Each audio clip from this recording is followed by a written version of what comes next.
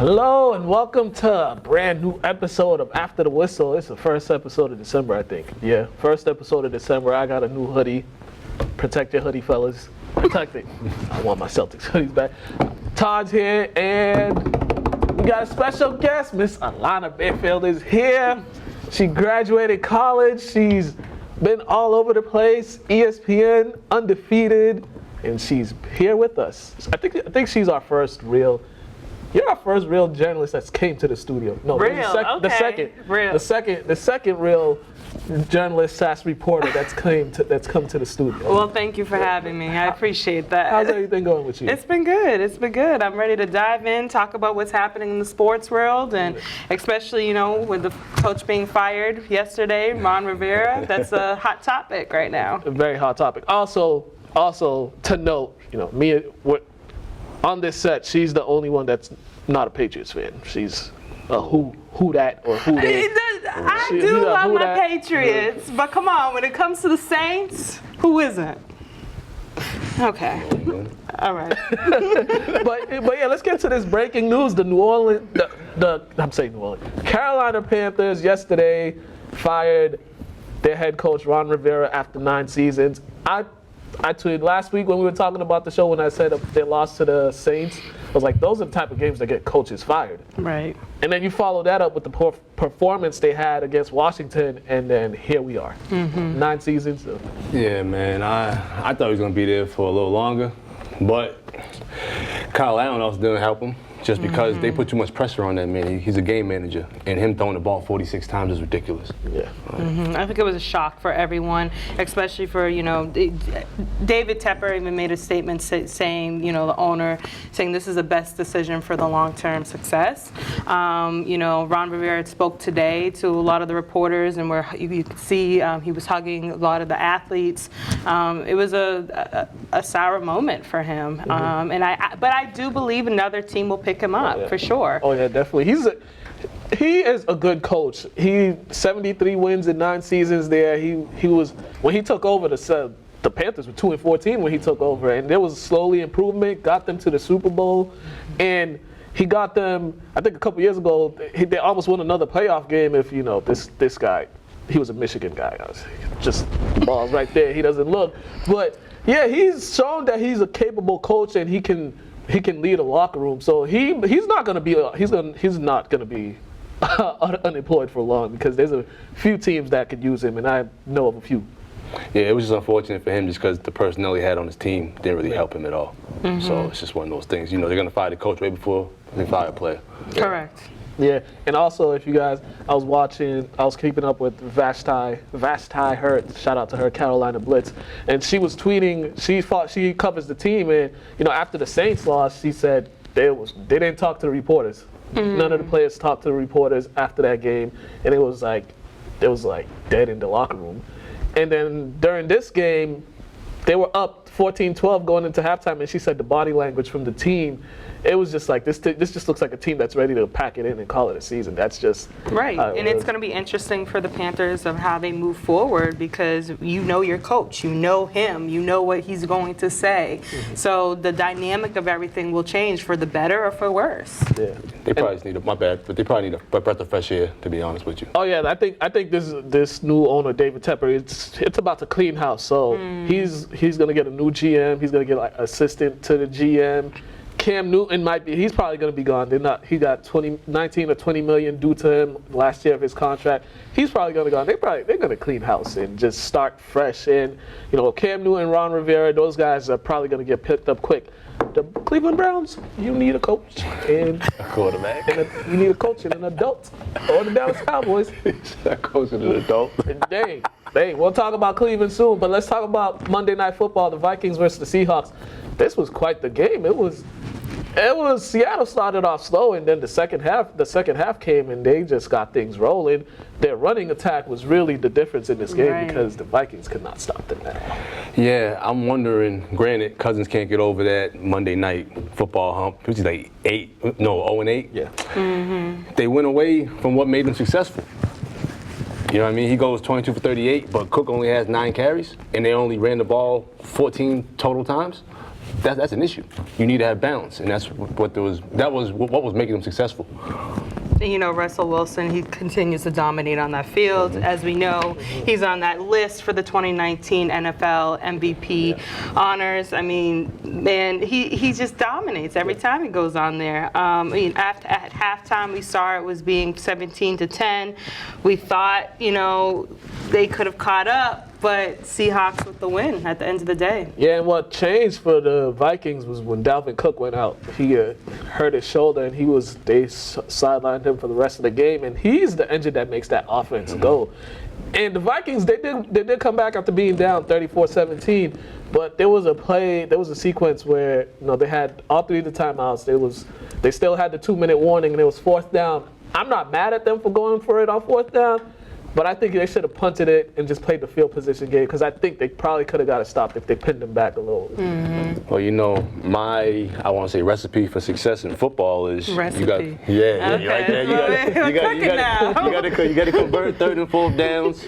You can't turn the ball over, and you can't have bad penalties. Yeah. Right. And that adds up. 3 turnovers isn't going to help you win. And the turnover the one interception Kirk Cousins had, it was a fluke interception. It was just a great play by the defender, because Diggs had the ball, then the receiver the cornerback hits it, and then it just hit.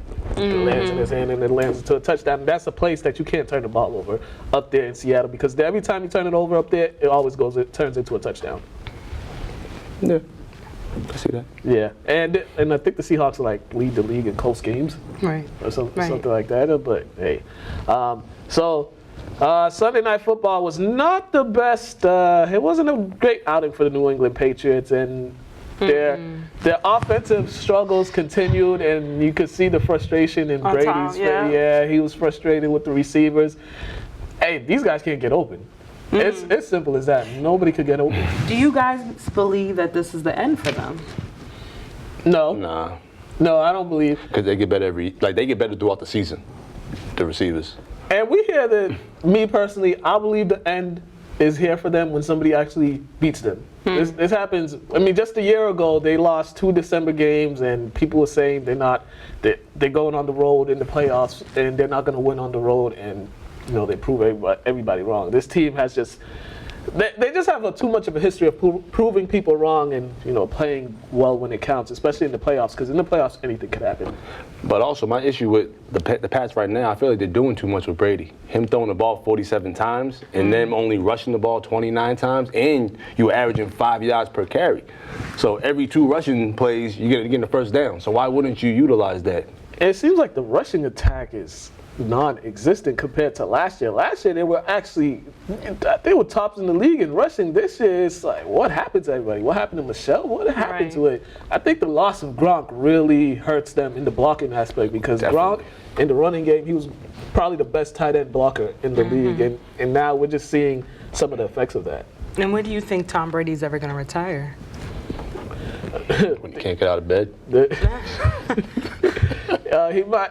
Honestly, it might end up like Brett Favre. You gotta the game has to retire him, because I always say my last image of Brett Favre is him laying face down on the ground up there in Minnesota, and that was just not a pretty sight. That might be the way Brady's gonna go out, because he's very durable, but you can see slowly but surely. But they got to figure something out, though, just because you could see how the loss of Gronk is really affecting their overall team.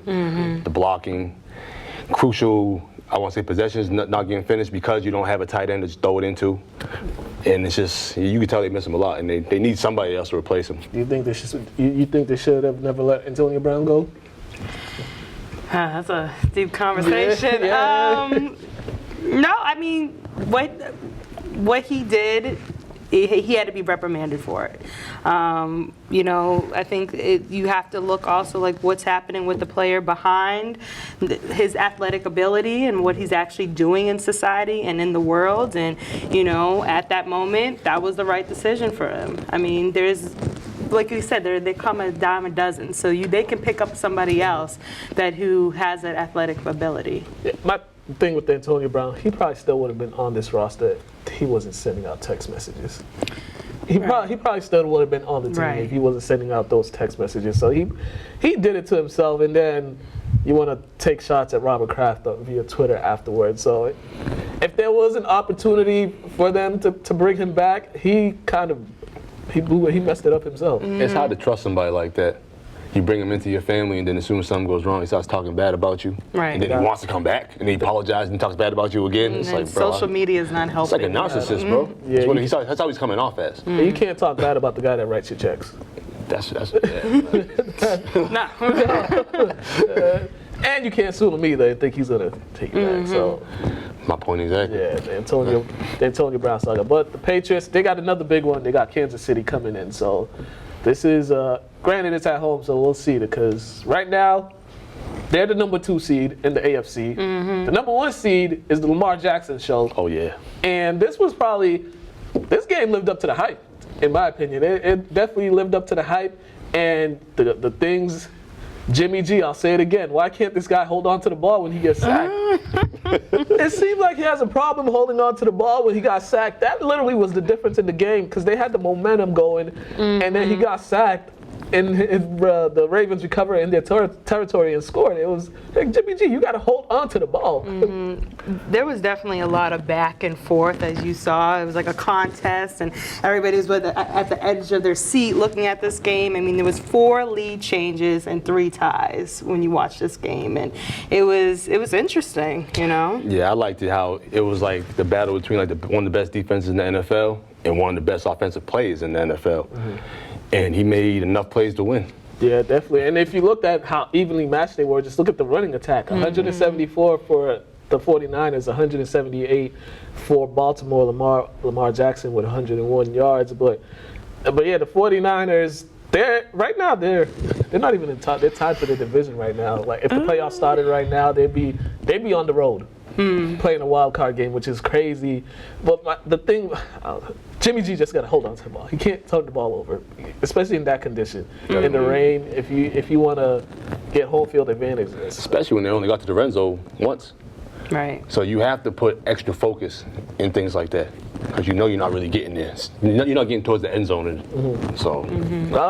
What they did was they didn't let Lamar Jackson, granted he got 101 yards rushing, but they didn't let him beat them through the air because he's been doing that the past couple weeks. He's been beating you on the ground and in the air. He knows what he has to do out there, Yeah. you know? He understands the game on all sides, every aspect. I'm just hoping that he doesn't get one of those brutal hits. Because once again, I like how they're utilizing both his skill in the run and the passing game, but once again, I don't want them to get hypnotized by his skills and just understand he's a quarterback first before anything. Yeah, and now they got a tough matchup with the Bills coming in this Sunday. This might be another great game because you got 2 strong defenses, and they're almost similar because Josh Allen, for all we know, I said he's trash. I'll still stick by it, but he's been playing well this year, and he's a threat on the ground himself, and he's bigger than Lamar Jackson. So when he gets out in the open field, he might lower that shoulder and try to run you over. Yeah. So we'll see what happens. Speaking of the Bills, the Cowboys. Does anybody want to win the NFC East? Anybody? The Dallas Cowboys once again are 0-4, 5-6 against winning teams. They struggled, and it was interesting because they went down the field their first offensive possession of the game, scored a touchdown, and then what happened High hopes, and it just crumbled. Yeah, I'm wondering what happened to Zeke. Like, is he digressing this season? Because he started off well, and then they got Dak throwing the ball 49 times, which is way too much for Dak. And Zeke only getting 12 carries, and they only ran the ball 19 times. And they were getting 5.4 yards a carry. I don't understand. If you're splitting a first down in half every other run play, why don't you just stay with it? Especially against an aggressive defense like the Bills, you need to run the ball. You need to just run the ball and keep them honest because they have a pretty good secondary. And I think a big fat man picked off Dak Prescott. I forget who, but they attempted a screen pass, and I don't even know what they were doing on that screen pass, but it was like Dak just threw the ball right to him. And you can't turn the ball over against teams like the Bills because the Bills have shown if they get the ball, they're going to use up the clock the way they march down the field because they will run it down your throat. So I don't know what Dallas is, I don't know what their strategy is. Do you? No, I don't. But I know a lot of people are watching this game. Like, a lot of people are talking about that they had so many viewers coming in, tuning into this game, more than the Academy Awards that was held in February. Yeah. And just to see how Dallas struggled all the way through, I mean, it was upsetting. Very upsetting, and you got to get big plays from your playmakers, and Dak Prescott, 49 attempts, and it just wasn't an efficient game-wise for them, and you got to look at the offensive coordinator too. Like, keep it balanced, because halftime it was only 13-7. Mm-hmm. So you still had opportunities to continue running the ball. You got a guy averaging close to 6 yards per carry. You still got to run the ball, but it's costly mistakes for the Cowboys. It seems like this is the thing we talk about them every single week. It's costly mistakes, lack of execution, and it's just like this team. And you're going to look at the coach. You can look at the coach too, but sometimes it comes down to the players. You got to execute. Yeah, too. And I think lack common sense. Because we talk a lot of common sense points on this show, which they should need to get sooner or later. When have the Cowboys actually ever, showed that they have common sense? When Troy Aikman was there? Yeah, concussion, man. Well, you say that when you're out on the field and the heat is on you. I hoop. And it goes okay. Well, you understand, like, when you're in the middle of the game, sometimes your thought process is not always. I tell this to some of my friends. I'm like, yo, when you have to think, it's like your mind goes all over the place. Mm-hmm. When you just got to think simple, keep it simple. That's one thing with the Cowboys. Keep it simple. Score. Keep it simple. Run the ball, play action, get the ball to Amari Cooper, stuff like that. But I don't know if they want to show that Dak Prescott is a franchise quarterback. That's why they're having him throw so much. But we're big believers in the quarterback not throwing the ball over 35 times, because nothing good happens after 35 times passing. And here we are. And here we are. So that 6-6 of the Dallas Cowboys, and they got a matchup with the Chicago Bears this Thursday on Thursday Night Football, and that's going to be a tough matchup. Granted, the Bears' offense isn't that good, but they got a defense that, if you make mistakes, they could put points on the board by interceptions, and they got Khalil Mack. So we'll see what happens with that. And Kansas City and Oakland. This was. We were high on Oakland. We've been high on Oakland all 42-9. Yeah. It's like Oakland the past 2 weeks, they just figured out that they're Oakland and they're not that good. And it's the effort was not, it just the lack of effort. Man, they had 12 penalties for 99 yards. Did they even want to play football? like what? Right. I mean, they dominated the Raiders from beginning to end. Yeah, pretty much. And I think the Chiefs are, because this is getting crunch time for them right now. So they're 8-4, so they realize that they need to put themselves in a good position to get a home game in the playoffs, and possibly they could. If Baltimore slips, the Chiefs could get a number 2 seed. The Patriots have a little slip here. They could possibly get a number 1 seed. So they realize that they gotta put together some strong outings, but. Their defense has been playing better, but they still can't stop the run. Mm-hmm. They can't. Josh Jacobs had 104 yards on 17 carries, 6 yards per carry. I mean, you're not going to win the Super Bowl or make it to the Super Bowl if you can't stop the run. This is true. Hopefully they figure it out, because that's been their Achilles heel all season. Yeah, now they're getting turnovers now, but. I mean, it's Kyle, though. Like, he's going to give you a couple turnovers, unfortunately. Like, I don't like talking bad about the Raider quarterback, because that's the other team I root for, but yeah, he's going to give you a couple. What happened to David Carr, though? Because we thought he was going like this for a little bit, and then the drop-off was just downhill. Question, do you guys believe that, quarterbacks just stop caring midway through the season? Like, when they know they're not going anywhere, but they'll still play the game, but it's not the same focus as they would have if they was in a playoff position? Human nature says yes. All right, that's all. I was just asking. Sometimes it feels like some of these quarterbacks are playing like that. Hey, man. Hey, yeah. I mean, I don't know why he would. It's just tough for me to look at the Raiders, because they're 1-5 on the road, and they put together good games at home, but they get on the road, it's Marco Polo. I mean, it all depends. I mean. I really just don't understand the Raiders' thought process. I don't. Because they were in prime position the past 2 weeks, and then they just messed it all up. Because they were 6-4. They could have had a chance at the division, and now Kansas City might just run away from the division. So, Yeah, man. Oakland. Sorry, Raiders fans, but y'all, woo.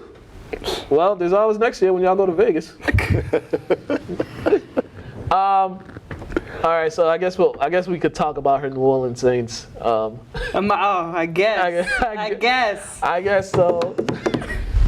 The best team. They've clinched the NFC South for the third year in a row. I was talking to her earlier. I said I think the Falcons still have PTSD from the Super Bowl because they've been an abomination ever since that Super Bowl. But the Saints, they put together. I mean, they got a little payback because the Falcons went in there and just dominated them a couple weeks ago. Right. So they won the first time, and then now Saints took the W this time. So do you think they're the best team in the NFC? Yeah. Really? No doubt. Yeah. I think that Falcon win was a fluke. Me personally, listen. Don't tell me. Wait. Don't tell me you're a Falcons fan. Whoa. Never. Okay. We just had to clarify. No, Okay. I'm still looking for a 28-3 shirt that I'm trying to buy. So next time I go to Atlanta, I can get off the airport just with that shirt. But the Saints, here's my thing with the Saints. In the postseason, when there's going to be a time when they need to run the ball to run out the clock and seal a victory, and I just don't think Sean Payton has the patience enough to run the football and run out the clock. It was bad calls. Bad calls. That's what happened. They were passing though. Look at the season. Look at last year. I'm talking. This is specifically last year in that NFC Championship game. They were up, we didn't see it that way. And they started passing the ball. They just abandoned the run. They had two running backs, nice and healthy, that they could have just, here you go. And one's like. And you would have never got in that position where that blatant call didn't get called. But I'll say this again, they had the ball in overtime first. Mm-hmm. They had a chance to march down the field and score and just, erased everything that happened. And then Drew Brees throws an interception.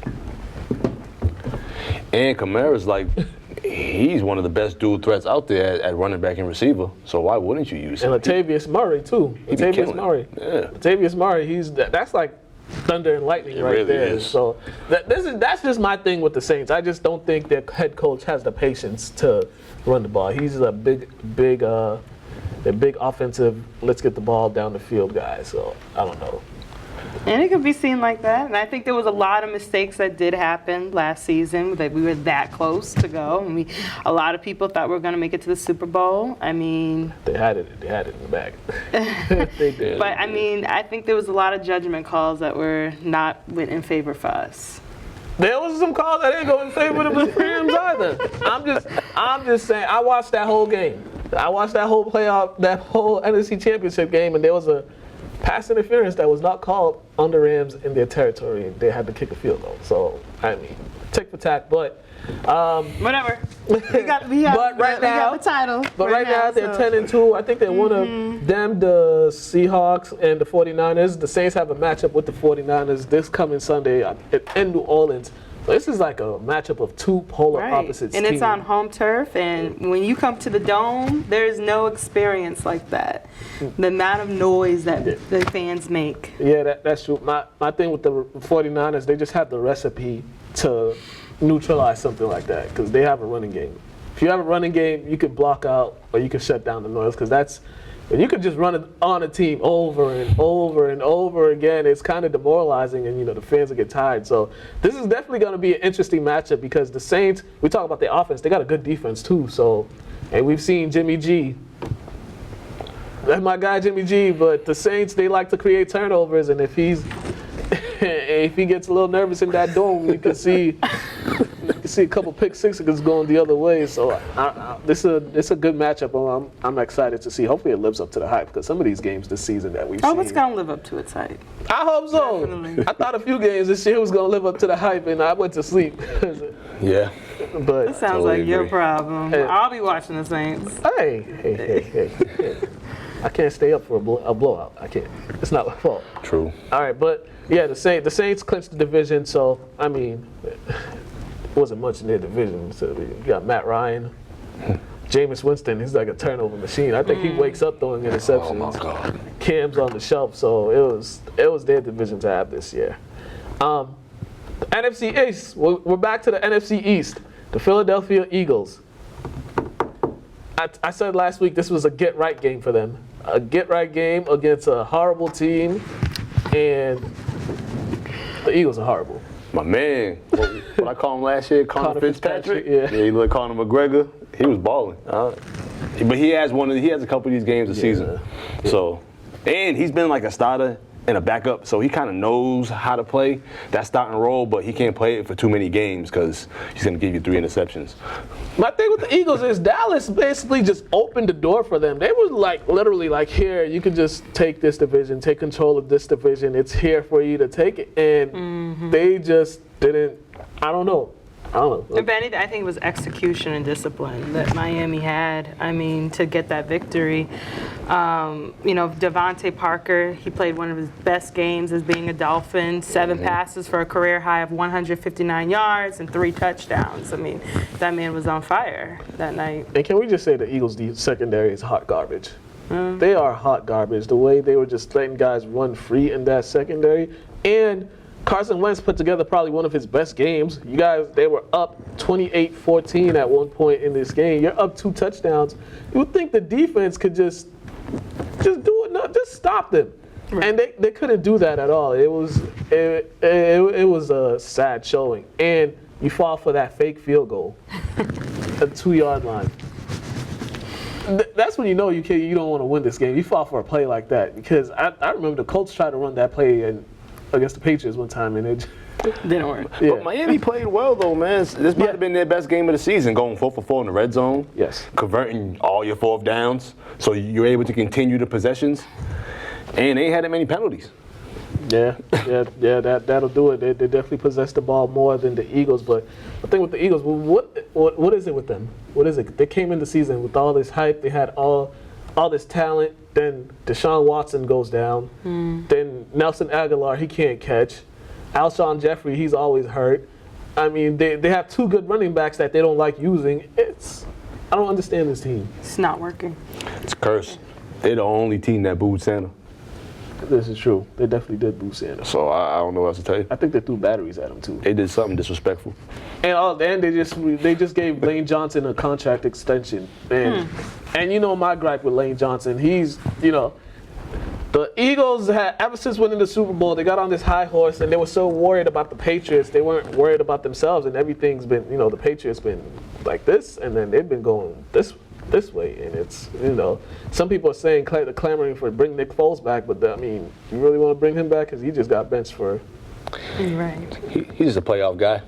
He does well in the playoffs. Nick Foles he has his best years in Philadelphia. That's it. He should never leave Philly. He has his best years. And that's fine. Some athletes excel at certain teams, and when they get to another team, it just doesn't work. And for instance, what the Eagles is happening, those players that they have, it's just not, the chemistry is not there. It really isn't. And, you can't get rid of the quarterback because you just gave him 120-something mil. The head coach, if this was any other head coach, he would have been fired, but he's lucky he won a Super Bowl a couple years ago, so he got security for a while. So the GM might be the person to go, the fall guy for this, but somebody's going to be the fall guy for this. Somebody, because you can't be this disappointing, especially when you had such high hopes, high expectations coming into the season. I didn't have none. You did. I did. Yes, I did. I thought we won't talk. It's okay. The Los Angeles Rams looks like they found their groove. If they win out, these guys could put themselves in a good position for the wild card. Right now, they're out of the wild card race. They're on the outside looking in, but they had a get-right game against the Arizona Cardinals, and they did what they needed to do and got the victory. I like that Goff didn't turn the ball over. I like that Gurley's actually looking like himself. I wish he would have got a little more carries to get over 100 yards. He was averaging 5 yards a carry, but once again, get right game, and they all balled out. And Woods, 13 receptions for 172 yards. Goff was like, he did everything right. 32 of 43 passes. I mean, he really lifted up Arizona's bad pass defense. And yeah, he actually looked like the guy that gave the money to, because he looked like he was stealing money the previous other games. But the thing with the Rams, Todd Gurley is the engine that makes that car go. And they've been, I don't know what they've been doing with him early on in the season. It's like they wasn't trying to give him the ball. And now this game, he creates the play action. His running creates the play action, and that's how the Rams were successful last year, with the play action, and you hit the guys going across the middle. So if they could keep this up, they could definitely get themselves in that wild card spot. But right now, it's Minnesota and San Fran, I believe, they have that wild card spot. But they're playing Seattle this week, and the last time they played Seattle, their kicker cost them the game. Right. Yeah, true. Kickers. Don't even get me started with those It's been a long hard season for kickers. Speaking of kickers, Adam Vinatieri needs to retire. Yeah, you do. He's had a rough season. How long he's been in the league? Almost 20 years? Since we was in elementary school. For real? Yeah. Oh. 1996 was when he got drafted. Oh, man. All right. Yeah, and he's been missing a lot of field goals, a lot of chip shots. It's about time he just gives it up. I mean, he's been in the NFL for some people's lifetimes. Yeah. 20-something years? So you don't think he can turn it around? At 40, just saying. At 40, whatever. I mean, I asked you the question earlier about Tom Brady about retiring. Granted, Tom Brady and him completely different. Yeah. But Sports is a young man's game. Kicking, especially, you need strong legs. Yeah. When you get older, those legs aren't as strong as they were when you were in your 20s and 30s. And, he's 40. He got the gray. You've had a nice career. You got Super Bowl rings. It's time to hang it up. I wonder how much longer can his legs and hips hold up? I don't know. He's gonna miss a kick one day and and that'll be it. Yeah. So I'm sorry, but He had a great career, though. Over 23 years in the league or something like that? yeah, man, it's 23 years. Most guys, most guys last 2, 3. if they can get off of practice. Come on, Adam Vinatieri, come on home, man. Come on, call it a career, man. It's all right. You're still you might be a Hall of Fame kicker. Mike, Hey, man. how many rings he got? Hey, it's hard to, you can't put a kicker in over some Bro, other. it's like Thanos, bro. This guy here.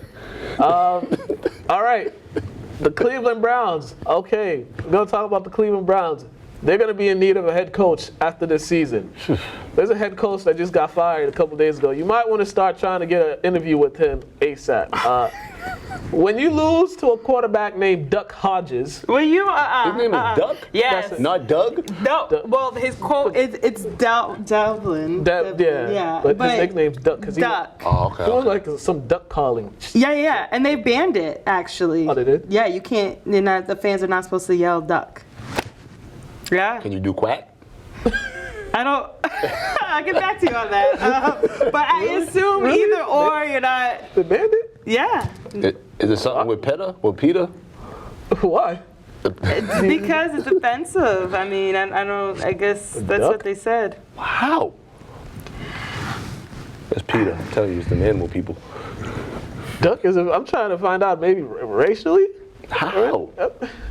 I don't know. Well, anyways, but I mean, all I know is that they officially banned it at Heinz Field. That they're not supposed to. None of the fans are supposed to yell out duck, or do duck calls, or.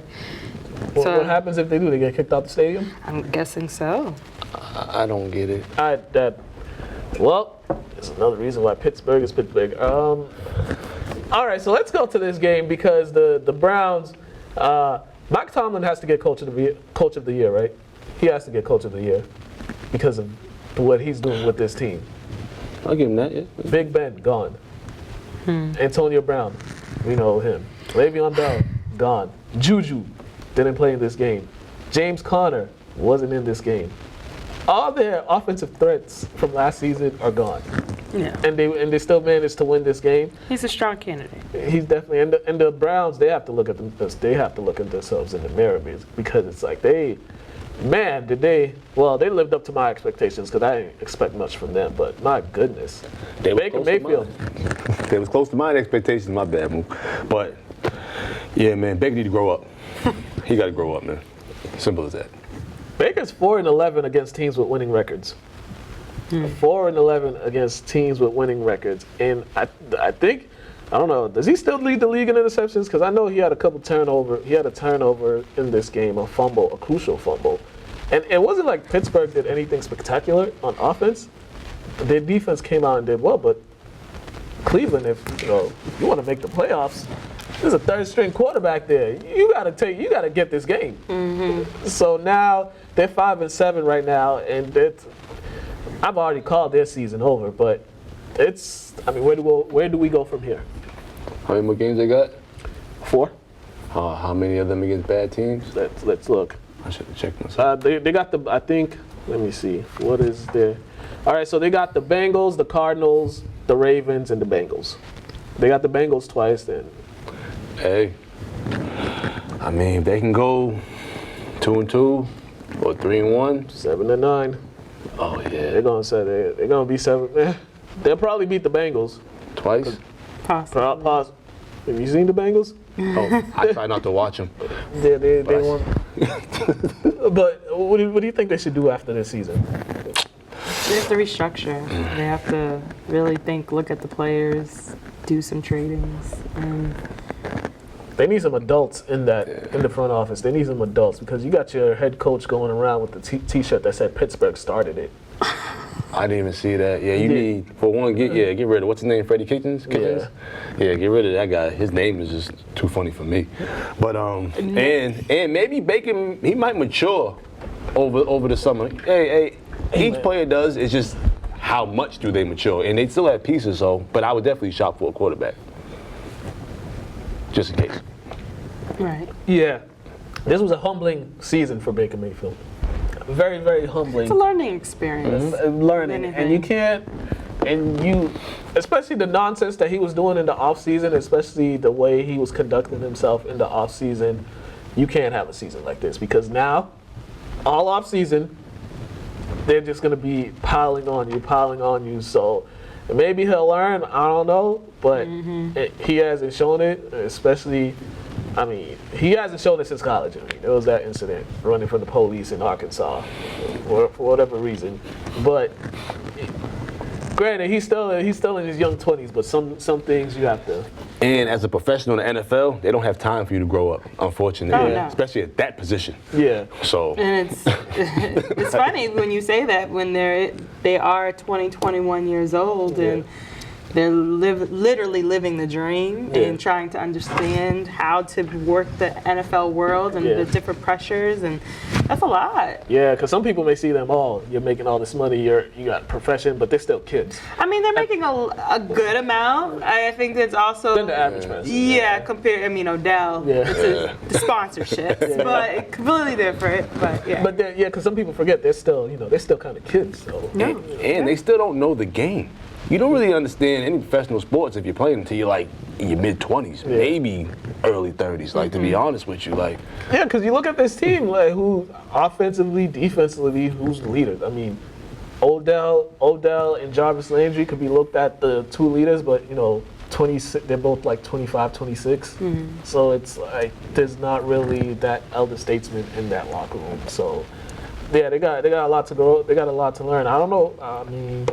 Yeah, they got a lot to talk about over the offseason because all that hype. If this was, it wouldn't be so bad if they didn't pick up all those offensive weapons, because it'd be like, okay, this is Baker Mayfield's second season, he's still trying to understand. But you pick up all those guys, and it's like this is the product you're putting out. I think they've had 3 games where they scored over 40 points. They've had 1 game where they've scored 30 points, and actually 2 games where 1 game they scored 30 points. So it's like, all right, this was supposed to be an offensive explosion. What happened? But hey, Cleveland sucks. And lastly, the last team we'll talk about is the Tennessee Titans. I brought this up because the Titans are just a weird team. I've been saying this all season. They are just a weird team. It's like they play either down to their competition or up to their competition. Right now, this was two teams that were just like this, two average teams. And Colts had one bad play after the next. Yeah. And, you know, at one point they even had a 10-point lead. And yeah. I didn't really expect much out of this game. I figured the Titans would figure it out. Did I root for the Colts, though? I don't know. I don't know. Did you? I don't know. I hope I picked Tennessee, though. I don't know, but the one bright spot for this game is Derrick Henry. This guy, if he didn't play in Tennessee, we would be considering him as probably getting some type of an award because of the season he's having. This guy, man, he looks like a defensive end out there. You try to tackle him in the open field. He's over 1,000 yards for the season, 11 touchdowns, and you know this is 3 straight games of over 100 yards. You know, he had 188, 159, and 149. This is in his last 3 games and 5 touchdowns. So this guy, if he wasn't playing in Tennessee, he was playing somewhere else, we'd be like, yo. Definitely will be. And also Ryan Tannehill. He's been like a reclamation project because he was horrible in Miami. And now he looks like a decent NFL quarterback. So, like I said, it's chemistry, it's coaching, it's a different atmosphere. It changes up. And when's the last? Isn't like Marino like the real last good quarterback we had in Miami? The only good quarterback. I don't. Yeah. So with that being said, like you can't really expect much out of Miami quarterbacks because the system itself isn't that good. And the coach that he had, he's now in New York. I think he's just showing how bad of a coach he is because he's kind of hindering Sam Darnold right now. The way Ryan Tannehill's playing, it's kind of like he was hindering him too. So it's like, why are you a head coach? Why? So if I'm the Jets, just take a hard look at that guy. You might want to get rid of him because Sam Darnold, the outing he had against, woo. All right, well, I think that's enough of All right, let me stop bashing these quarterbacks. We're going to switch gears. We're going to talk the NBA. All right, so NBA. Carmelo Anthony, player of the week. Melo. Player of the week. This was, I'm happy for Melo. I am, yeah. Because I still contend Houston did him dirty. Because 10 games and then they let him go. And after, I think a couple games before they let him go, he put together like a 28-10 game. They didn't even try to give it some time to work. And then I think the biggest question people are having is that the player of the week, like how big of an award is this? Is this a pat on the back? Is this, you know what I mean? The last time he got player of the week was in March 10th, 2014, when he was with the Knicks. Yeah, so it's been a minute. And also some people are questioning, should he have even gotten this award since he just signed with them a month ago? Granted, he did like the way I look at it, the other 2 guys, they had great performances, but Melo had 3 wins. Right. End of the day, you didn't win. He was there to win. They went 3-0 that week, and he had a big impact in that win. So, I mean, I don't like giving players of the week to, you can score all these points, but if you guys are losing.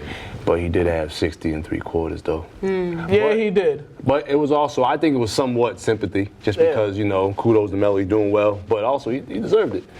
Yeah, he deserved it. No doubt. I just like that he's showing everybody how wrong they were of trying to say he was washed, because I think anybody with 2 eyeballs or anybody that watched basketball knows that he still had something left in the tank. And I think it was just Houston. Houston just messed it all up, and it kind of made all the other GMs kind of not want to touch him just because the way it would happen. And the way we live in today, everybody is able to have a say about everything, so the pressure's even worse than it was before, if that makes sense. So, social media. Yeah, I mean, you go on your phone, and a lot of these athletes, look at LeBron. He's his own brand that he can tweet out, Instagram, before he has to go to a reporter or anything.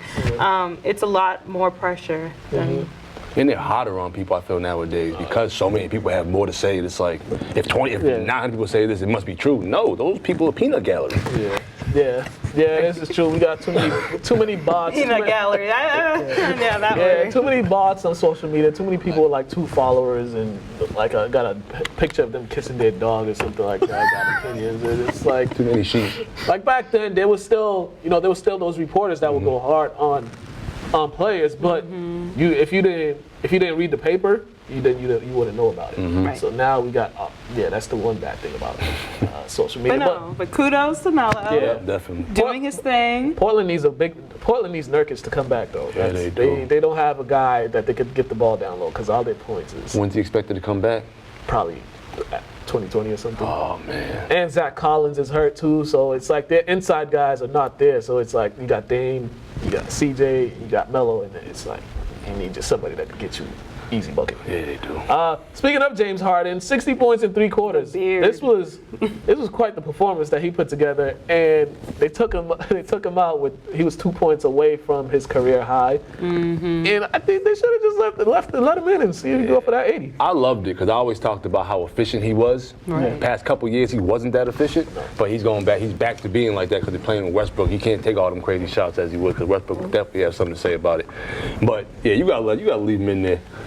Leave him in and see if he's give you 90 or 100. I don't care because he's. Oh, my bad, go ahead. No, go ahead. I feel like he knows he's not gonna do anything in the fourth quarter to jeopardize his health. Yeah. Right. So. I was just going to say, overextending their players. I mean, his teammate, Austin Rivers, said, my man had 60 and didn't play the fourth quarter. Name another player who could do that right now. Klay Thompson. Yeah. True.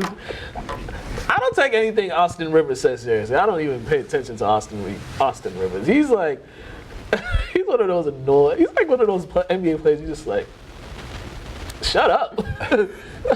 Like, stop talking.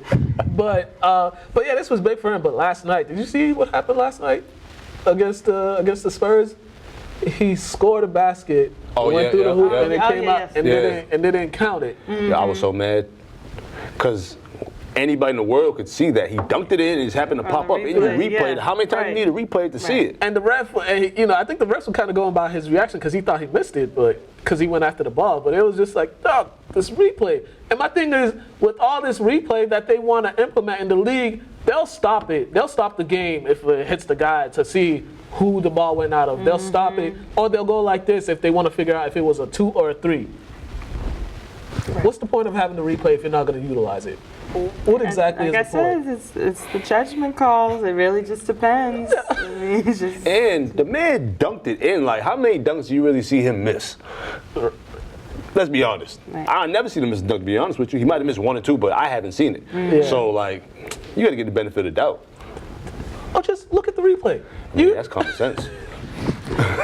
I don't get the NBA was pushing so hard for this replay, and they want to limit how you could replay things or when you could replay it. Just, I mean, do what you always do. End of quarters or during timeouts, go replay certain things that you weren't sure of. It happens all the time, especially with the 3-pointers. They always But during I think timeouts. what you just said, when you're not sure, so then you have to go back and then you have to say, oh wait, I was wrong. People don't want to do that. People don't want to admit that they were wrong. You kind of, and when it has an effect on the game, It should. yeah, And it just shows the refs are human. yeah. Right. Like, every professional messes up. So it's okay to show when you messed up. If you're a gambler too, you'd be tight. It definitely would be. You better replay it. You need to replay that, but yeah, the refs need to get that. They need to get it together. But yeah, 60. I'm here. But yesterday, did you see his percentage yesterday? It was 11 for 38, 4 for 20 from 3. Actually, I did. My bad. 4 for 20 my brain's from all 3. over the place. 24 for 24 from the free throw line, but and then Westbrook, he wasn't any better. He was like 7 for 29 or something like that. It's Yeah, like, it was. I don't know how this team's gonna win a championship playing the way they are playing. Didn't they go like 18 for like 60 something? It It was something crazy, like. Yeah. Everyone questions if Houston can win this style. They got the 2 players that that can play that style, but you need, oh man, you just can't chuck up threes all the damn time. That's how the league is, bro. Didn't Zoe go like 2 for like 12? Yeah. Like, who needs to shoot 12 threes in a game if you're not a 3-point shooter? I think a lot of players they forgot. I mean, I think a lot of players now they think they can do more than they were capable of, but it's like not everybody should be shooting threes. 12? Yeah. Like, Yeah. what? Yeah. Over the limit. All right, college football playoffs. All right, it's championship week in college football. We got SEC championship game this week, LSU versus Georgia. We got Baylor and Oklahoma in the Big 12 championship game. Oregon and Utah in the Pac-12 championship game, Wisconsin and Ohio State in the Big Ten championship game / exhibition for Ohio State. All playoff implications. And Clemson, they got a scrimmage against Virginia in the ACC championship game because that's not going to be much. But, you know, all these guys went out. Alabama's out. They're not going to make the playoffs. But some of the matchups we might see in this. Bama was hurt. They were. Yeah, we'll talk about them in a second. But are these college playoff rankings? What do you think will happen if some of these top 4 teams, if these top 4 teams lose in their conference championship games? Well, you know I'm all for LSU. Yeah, I'm rooting for them too. I mean, but I think they'll still get in if they lose to Georgia, because all the top 25 teams they've beaten, I think they've got like 4 wins or something like that. And Ohio State's going to get in regardless. If Georgia has to win. That's the only team I see needing to win, really, because I think the other 3 are going to walk right in. But Georgia, we don't even know what they're going to bring. Yeah, and then Utah, if Utah loses to Oregon, I don't know. If Georgia loses, I think Let's just try to get Georgia up. Yeah, because Utah, I'd be okay with that. Utah, if they play, Utah, they play any of those teams in the top 4, they might get ran out. They're gonna get ran out the gym. Oklahoma, they could probably keep up, but Oklahoma's defense. I do like Baylor. Yeah, Baylor. Baylor, I've seen them play. I'm off Baylor after they blew that 28-3 lead. You just can't blow a 28-3 lead, and I'm not gonna. No, but yeah, it's gonna be interesting. It's definitely gonna be interesting times. But I still think LSU should be number 1 and Ohio State. Oh yeah, definitely. LSU's a powerhouse. Yeah, I don't understand. But Clemson's over here. They're just like everybody's just completely disregarding them as if they're not the national champions, and as if they haven't. If you watch them the past 4 or 5 weeks, they've actually been playing the way they played towards the end of the season last year and how they dominated everybody. So it's like, all right, everybody's sleeping on Clemson, but you know, if Trevor Lawrence comes to town, you're gonna have a nightmare. I don't think style points should really matter when like you're a national champ or you're like one of the top teams in the country. As long as you keep winning, that's all that matters. Like you would think, right? I don't know, but let's talk about a crazy game that happened over there at Auburn and Alabama. Every time Alabama goes to Auburn, some crazy stuff happens. In this game, it was 10-10 with about 5-6 minutes left in the second quarter. It was a defensive game, and then boom, it turned into an offensive explosion. The last 5 minutes, and 48-45. This looked like the Big 12 out there. Yeah, and then I watched the kicker sit there and stare in disbelief. Kickers. We don't like kickers. That's the one kick I felt bad for, because he's actually good. Right. He just blew one. Like, but Auburn benefited from some home field advantage, because there was that field goal they got right before the half that they should not have gotten, because they didn't have no timeouts. They got the first down, clock stopped, and you know once the ref leaves and he starts, they're supposed to wind the clock, but they didn't wind the clock.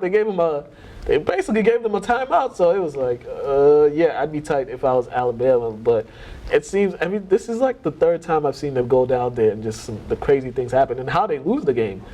It's 4th and 4, and you get caught with 12 men on the field. It was a tight one. It was close. Yeah, and now folks think this is the end of the Nick Saban era dominance of college football. But I'm like, nah. Because I think they got like the number 3 recruiting class or something like that coming in, and you know, Tua might come back. If I was him, I'm leaving. Oh yeah, I'm leaving too. Take you and your new hip and get out of here. All right. We got about 3 minutes. So Michigan can't beat Ohio State. That is so dreadful. They keep getting humiliated. That is so shameful. How do you, every single year, and it's like, bro, what are we doing out here? What exactly are we doing out here? In the last 20 meetings, Ohio State 17-3 against Michigan, and they've won, I think, 15 of the last 16 or 16 of the last 17. Yeah. It's like, is this even a rivalry, or is this just a scrimmage? I mean, at first it was 6-0, then 14-6, and then it just and you know what happened? off. You know what happened? Michigan is 21-13. They're in their red zone, and they fumbled the ball. That's it. Right. Turnovers. Then they had another possession. They got them off the field on 4th down. Boom, offsides. On 4th down, gives them a 1st down. Then one of the Michigan players hits the guy when he's clearly out of bounds. Boom, 15 more yards. It's like, bro, what? What are you guys doing out there? So, yeah, that was just terrible. But Harbaugh's 0-5 against Ohio State. I thought you guys were going to change the culture over there in Michigan, man, because I'm a Michigan guy. But You are. Okay. man, I can't root for them. Yeah, you can't either. Let's go to these top 10 plays, and then we're just going to wrap this thing up. Top 10, and then wrap it up.